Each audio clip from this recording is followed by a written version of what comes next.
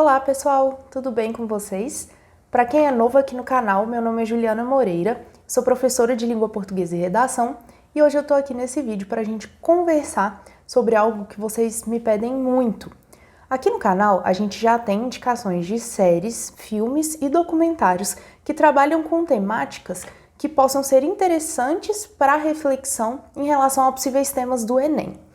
E aí, sempre tem alguém me chamando ou no Instagram ou no Facebook para me pedir indicação de livros que também tenham esse cunho, né? Que possam trabalhar temáticas que sejam interessantes da gente pensar o Enem. E aí, pensando nesses pedidos, eu sempre passo essa lista para quem me pede, mas eu resolvi fazer o vídeo para que eu pudesse compartilhar isso com mais pessoas. Bom, então se você tem interesse nesse assunto e sobre tudo que diz respeito à redação do Enem, não deixa de se inscrever aqui no canal, clicar no sininho para receber as notificações toda vez que eu postar um conteúdo novo. Não se esquece também de deixar o seu like se achar que esse conteúdo foi relevante para você.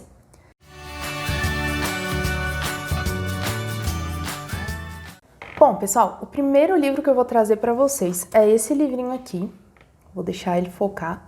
É O Sentimento do Mundo, do Carlos Drummond de Andrade.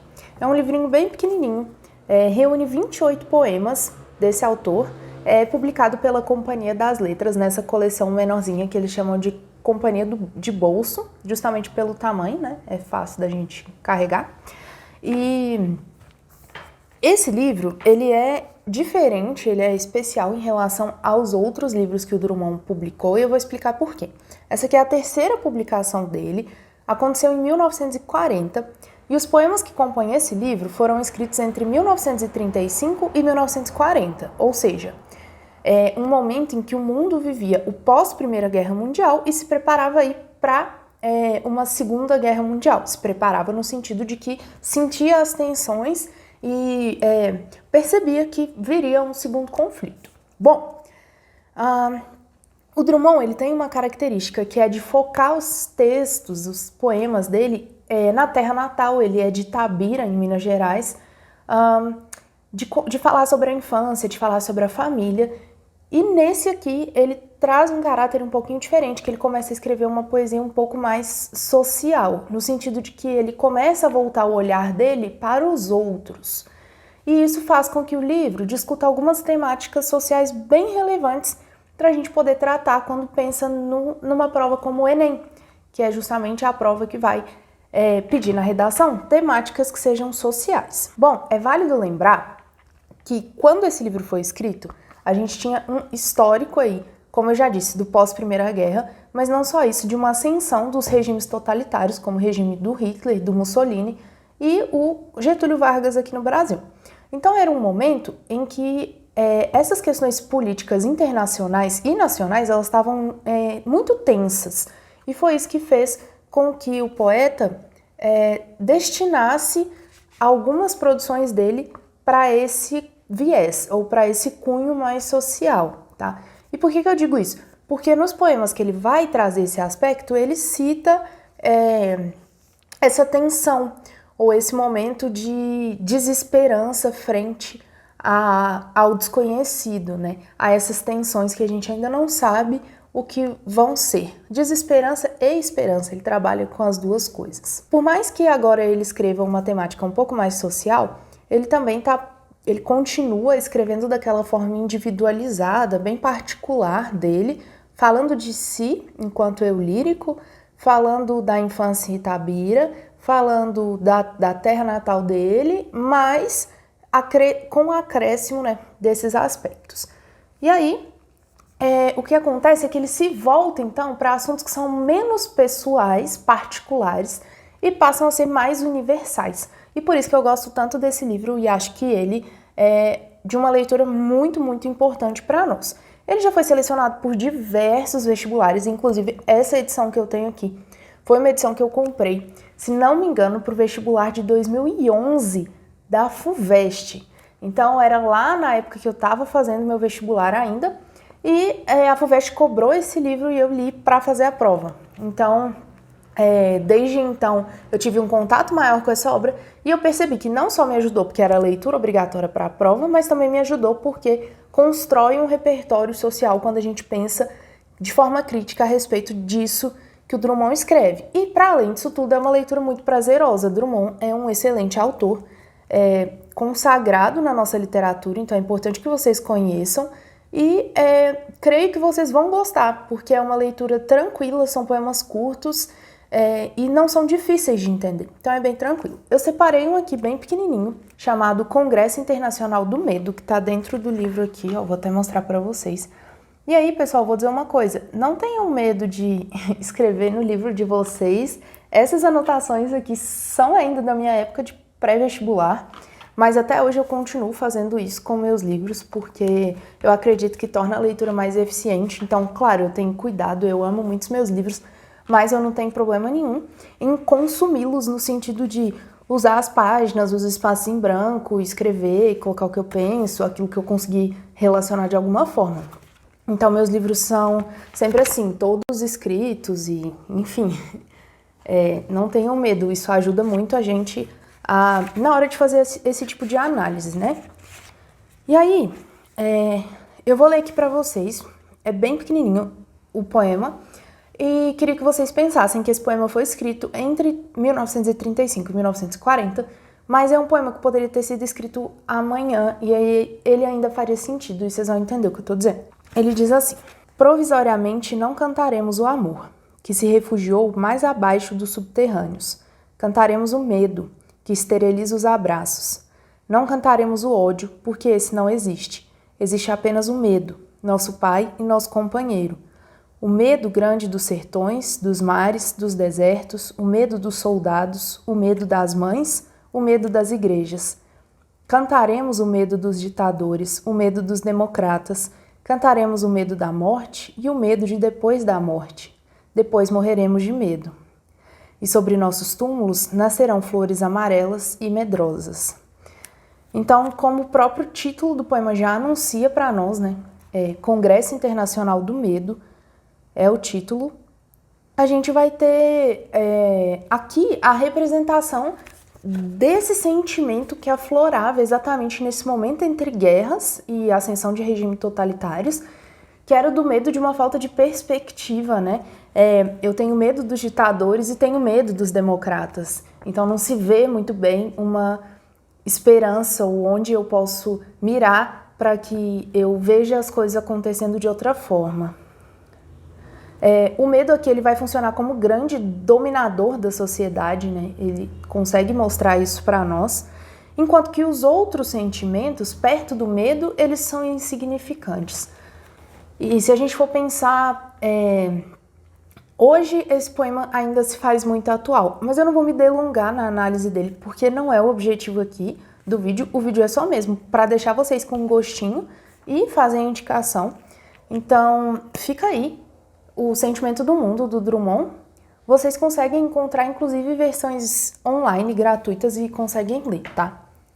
Bom, o que eu queria dizer também é que se vocês procurarem no YouTube, existe um vídeo de mais ou menos 1 hora, e é um vídeo do próprio Drummond recitando poemas dele. É um vídeo muito, muito bonito, porque você vê o autor recitar a própria obra.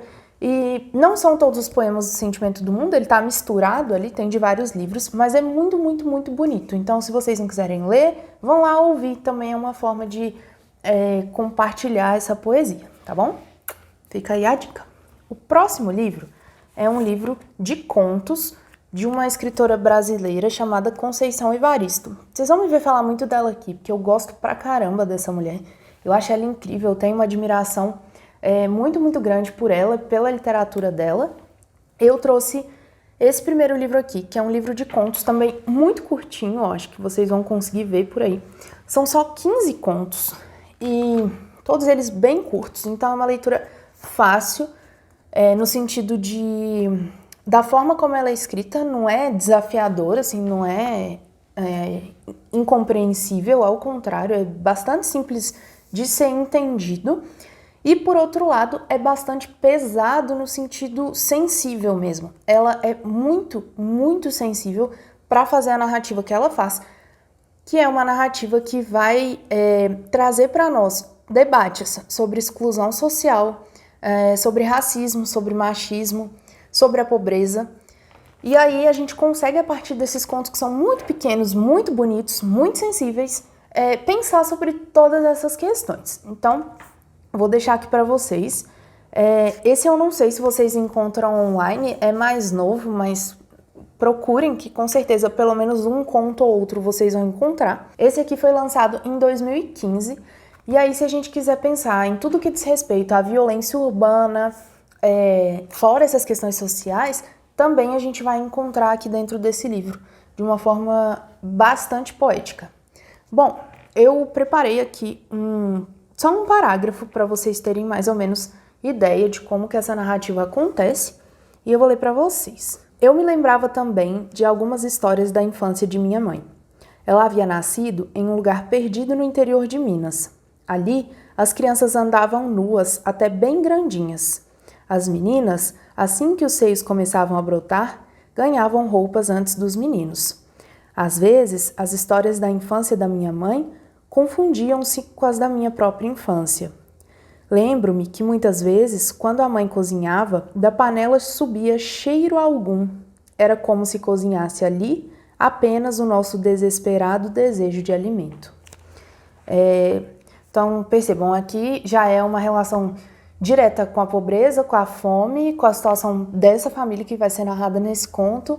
Então, é tranquilo de vocês lerem, creio que vocês vão gostar bastante da leitura.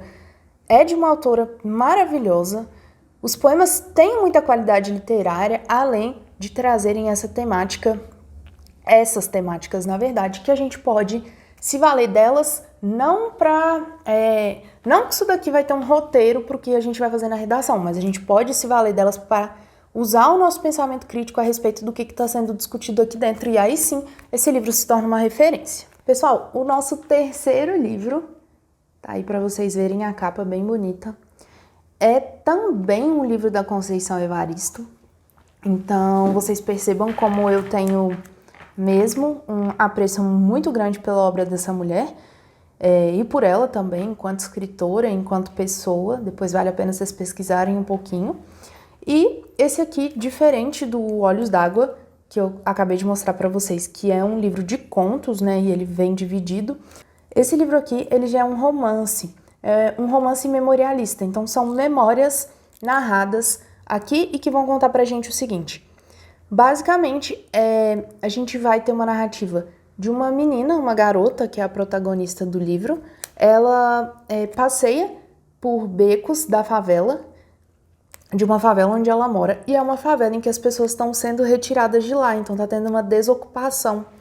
E aí essas questões são todas colocadas nesse livro, como, primeiro, esse tipo de lugar, né, de construção, que são as favelas, como existe um sentimento dessas pessoas por esse lugar, porque a favela tem problemas, mas ninguém quer sair de lá, porque existe ali uma ideia de comunidade, e de fato é uma comunidade, no sentido de que eles se identificam em termos de cultura, de formas de vida.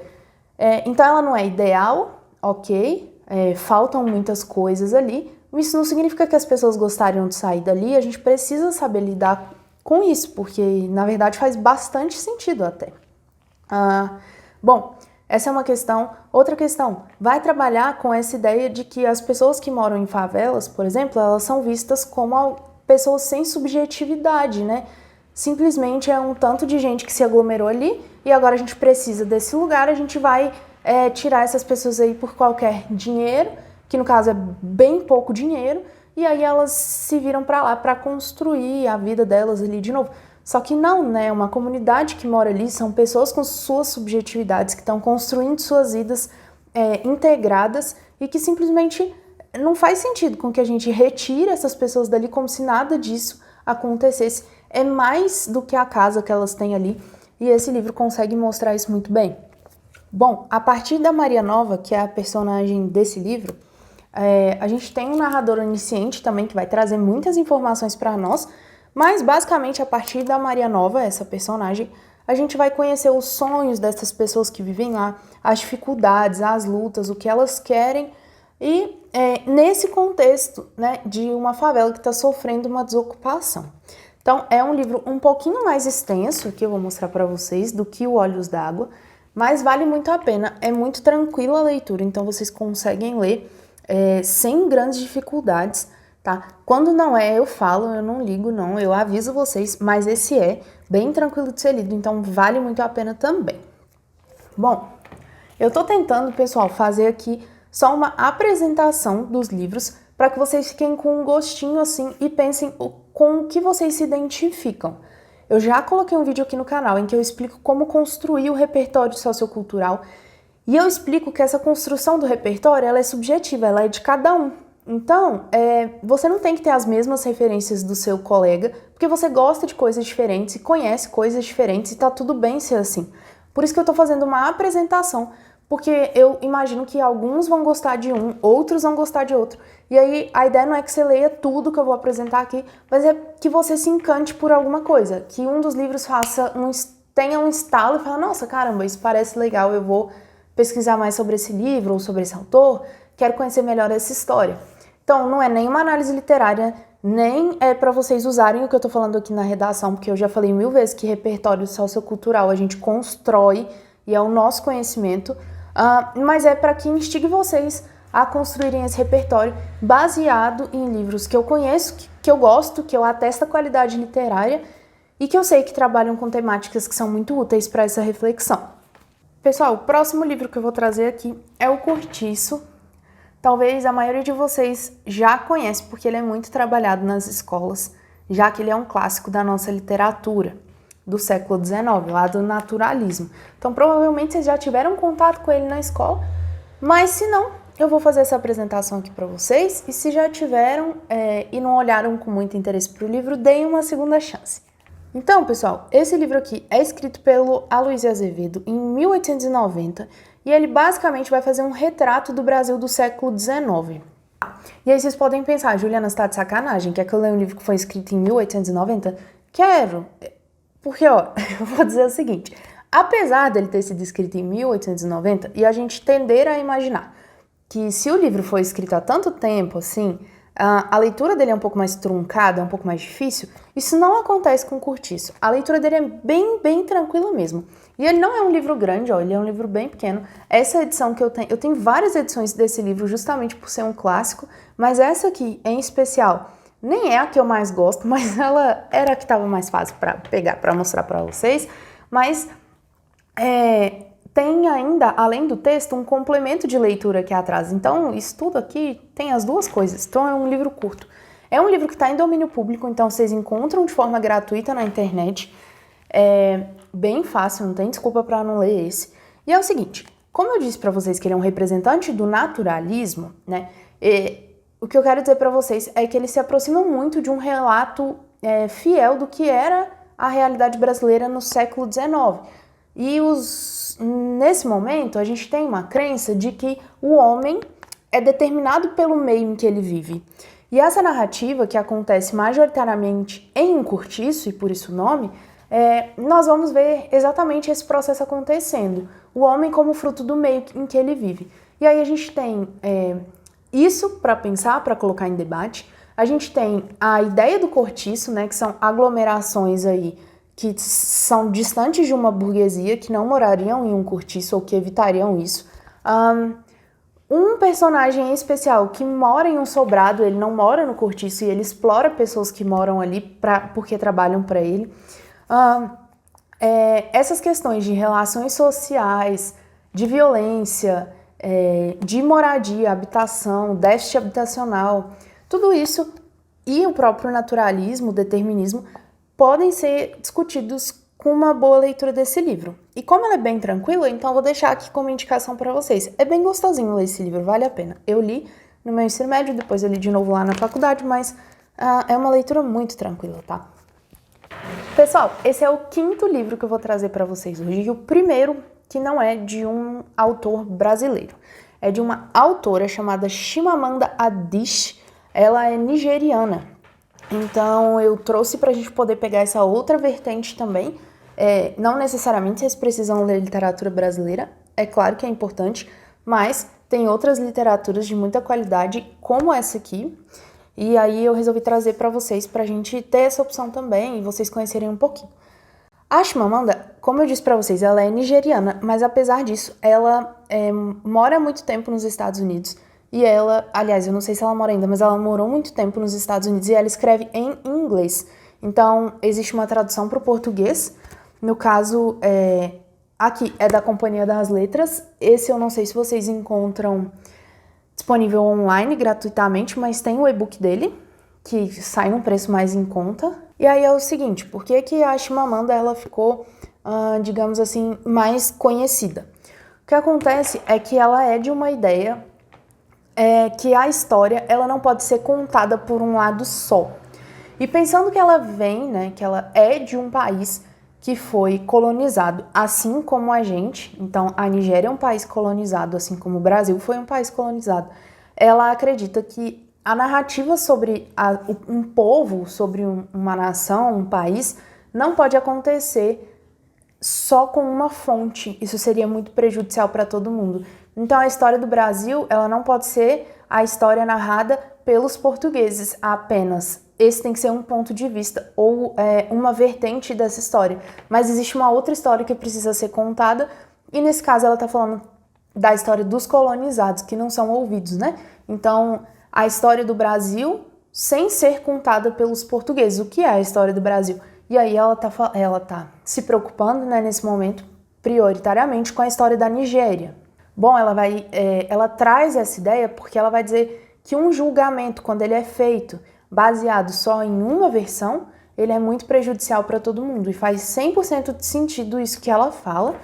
E aí ela tem algumas publicações, mas eu trouxe esse aqui, o Hibisco Roxo. Não sei se é o livro mais conhecido dela, acho que talvez seja. E ele é muito interessante, porque é o seguinte. Bom, e aí é o seguinte, esse livro, ele vai trazer a história de uma menina, uma garota, Cambly, o nome dela, é isso? Cambly ou Cambly, eu não sei como pronuncia, mas enfim. E vai narrar, a gente vai conhecer melhor a Nigéria, só que de dentro para fora, ao invés de um olhar que vem de fora para dentro. Isso, para mim, acho que é o mais interessante desse livro, é poder mergulhar nesse universo a partir de uma personagem que é nigeriana e que vai fazer essa narrativa para nós de tudo que envolve essa sociedade.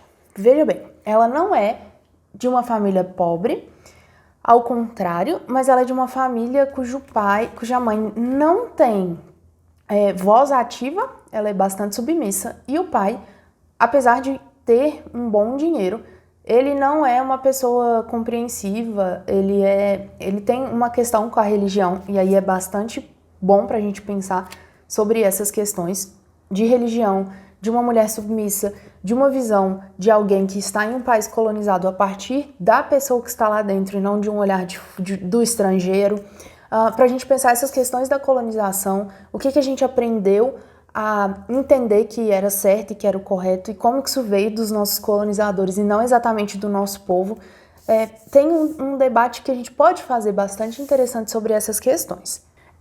O fanatismo religioso, então, é algo para a gente se pensar quando diz desse livro. A descoberta de uma identidade de uma pessoa é algo também que a gente pode conversar quando pautada na discussão que está aqui dentro. Mas, principalmente, é um livro que quer fugir ou quer mostrar que a Nigéria não se encaixa nos estereótipos que a gente conhece, ou nos estereótipos mostrados pela mídia, por exemplo, que fazem com que a gente conheça o país por uma só ótica e aqui a gente vai conhecer por outra. Então a gente conhece uma sociedade que é muito plural, é múltipla. Ela não tem como ser reduzida a um estereótipo só. E perceber isso a partir desse livro é muito interessante. E aí esse jogo de narrativas, ou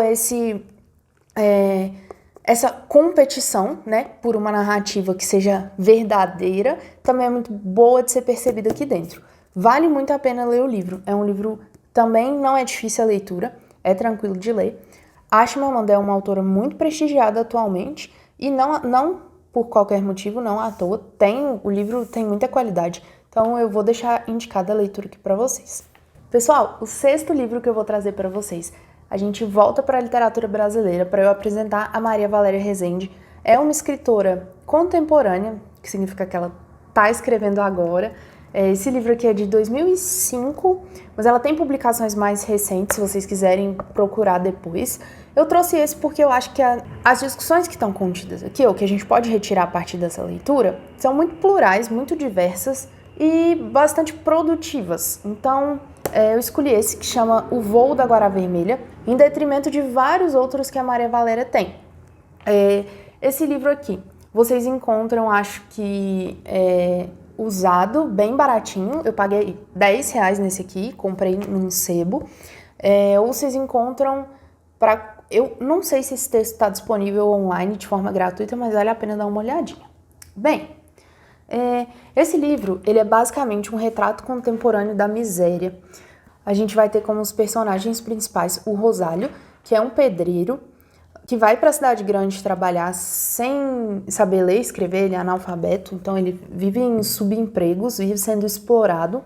E a gente vai ter a Irene, que é uma prostituta, e que tem o vírus do HIV. Eles se conhecem, começam numa relação meio conturbada, mas que depois vai se desenvolvendo ao longo desse romance.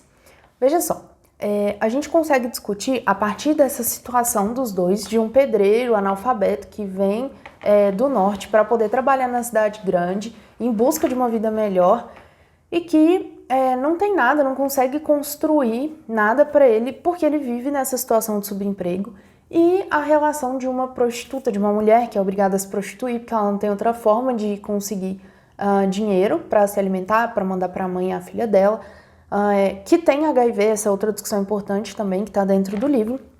Mas talvez o mais bonito do livro e uma discussão que me chama muita atenção nele, é que essas personagens, tanto o homem quanto a mulher, né, tanto o Rosálio quanto a Irene, eles praticamente não têm uma identidade, eles não têm uma subjetividade, eles não se entendem como pessoas, eles estão praticamente existindo.